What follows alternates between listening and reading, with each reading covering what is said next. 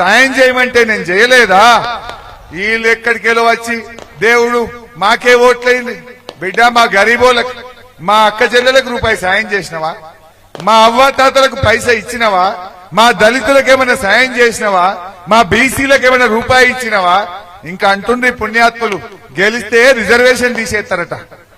మరి రిజర్వేషన్ తీసేయి బీజేపీని కోటేద్దామా చెల్లె? అందువల్ల ఇవాళ పేదలకు మేలు జరగాలంటే మన కారును మన కేసీఆర్ ను కాపాడుకోవాలి. ఎప్పటికైనా ఈ తెలంగాణకు శ్రీరామ రక్ష మన కేసీఆర్. మన కేసీఆరే మన తూప్రాన్ ఆత్మ గౌరవాన్ని కాపాడింది. ఇవాళ కేసీఆర్ ను తిట్టుడంటే తూప్రాన్ని తిట్టినట్టు కాదా? కేసీఆర్ ఎవరు? మన ఎమ్మెల్యే. కేసీఆర్ ఎవరు? మన ముద్దు బిడ్డ కేసీఆర్. మనందరి కోసం మంచి చేసిన కేసీఆర్ ను గా రకంగా తిడితే మనం ఊకుందామా?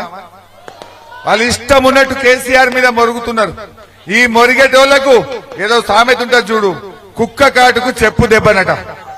కుక్క కాటుకు చెప్పు దెబ్బ అనో సామెత ఉన్నది. ఈ మొరిగే కాంగ్రెస్ వాళ్లకు 13వ తారీఖు నాడు ఆ గుంపు మేస్త్రి గూబ వలిగేటట్టు మీ ఓటుతో తీర్పు చెప్పండి. ఈ కాంగ్రెస్ అపాయం నుంచి తప్పించుకోవాలంటే ఆ ఉపాయం మీ చేతుల్లో ఉంది. ఆ ఉపాయం ఏదో కాదు, అది మీ ఓటే. కాంగ్రెస్ నుంచి అపాయం ఉన్నది. ఒక వారం అయితే ఎలక్షన్ ఉన్నది. గీ ఎలక్షన్ ఉండగానే కరెంటు చక్కగిత్తలేడు. గీ ఎలక్షన్ ఉండగానే కళ్యాణ లక్ష్మి చెక్కులు ఇస్తలేడు.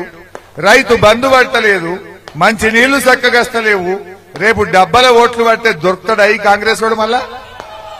అందువల్ల రేపటి అపాయానికి ఉపాయం ఏంటంటే మీ చేతుల గల్ల ఓటు హక్కే ఉపాయం. మీ ఓటుతోనే కాంగ్రెస్ కు బుద్ధి చెప్పాలి. మన గుర్తు కారు గుర్తు. దయచేసి మీరు ఎవడో చెప్పే మాయ మాటలు నమ్మకండి.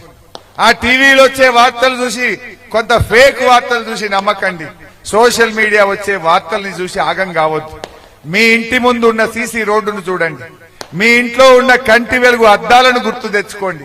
మీ బిడ్డ కాన్పుకు పోతే దవాఖానలో జరిగిన సేవను యాద్ చేసుకోండి. తెచ్చుకున్న నెలకు 2000 పెన్షన్ గుర్తు చేసుకోండి. నీ బిడ్డ పెళ్లికి ఇచ్చిన కళ్యాణ లక్ష్మిని యాద్ చేసుకోండి. మీ ఊర్లలో ఉన్న పచ్చటి చెట్లను చూడండి. హల్దీ వాగులో ఎండకాలంలో పారుతున్న నీళ్లను చూసి ఓటేయండి తప్ప ఈ దొంగ మాటలు మాయ మాటలు నమ్మితే మన జీవితాలు ఆగమైతాయి. ఏమంటుంది? కారు కంటుందా? Thank you. ఇవాళ రైతు బీమా, రైతు వేదిక ఎన్నో కార్యక్రమాలు చేసినాం. हमारे तमाम मुसलमान भाइयों बहनों, आप सबको सलाम अलैकुम। मेरा आपसे भी एक ही गुजारिश है, आज मेदक पार्लियामेंट में कांग्रेस पार्टी 3rd प्लेस में है, वो जीतने का संभव है नहीं। आज बीआरएस के अपना वेंकटराम रेड्डी साहब 1 लाख मेजॉरिटी से जीतने वाले आदमी हैं। दूसरा जगह में बीजेपी है। अगर से आपको कांग्रेस को वोट डालने में क्या फायदा है? वो मोरी में डाला जैसे होता, वो बीजेपी को फायदा पहुंच सकता। आप लोग सोचिए, रेवंत रेड्डी के सरकार आपके वोटों से हुकूमत बना के आपको कैबिनेट में जगह नहीं मिला। ये पहली गवर्नमेंट है जो माइनॉरिटीज को मिनिस्टर नहीं दिया। जब केसीआर साहब थे 2 मिनिस्टर भी बने, उसमें महमूद अली साहब को डिप्टी सीएम बनाए। क्या कांग्रेस पार्टी ने 12 लोग मिनिस्टर बने? पूरे तेलंगाना में 90 लाख मुसलमानों में एक आदमी भी आपको मिनिस्टर बनाने का सूरत नहीं दिखा क्या?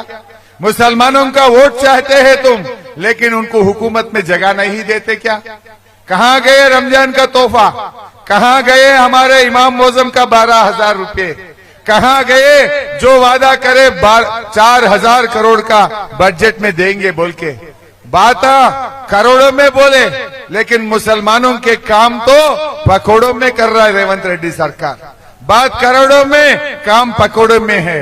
आप लोग सोचिए, केसीआर साहब के हुकूमत हिंदू मुसलमानों को 2 आंख समझ के चलने वाला सरकार है। हम कभी भी बीजेपी से नहीं मिलते, हम बीजेपी से लड़ेंगे। हम सेक्युलर गवर्नमेंट के लिए काम करेंगे। अगर से केसीआर साहब बीजेपी से मिला हुआ है तो क्यों कविता जी को जेल में डालते? आप लोग सोचना चाहिए। आज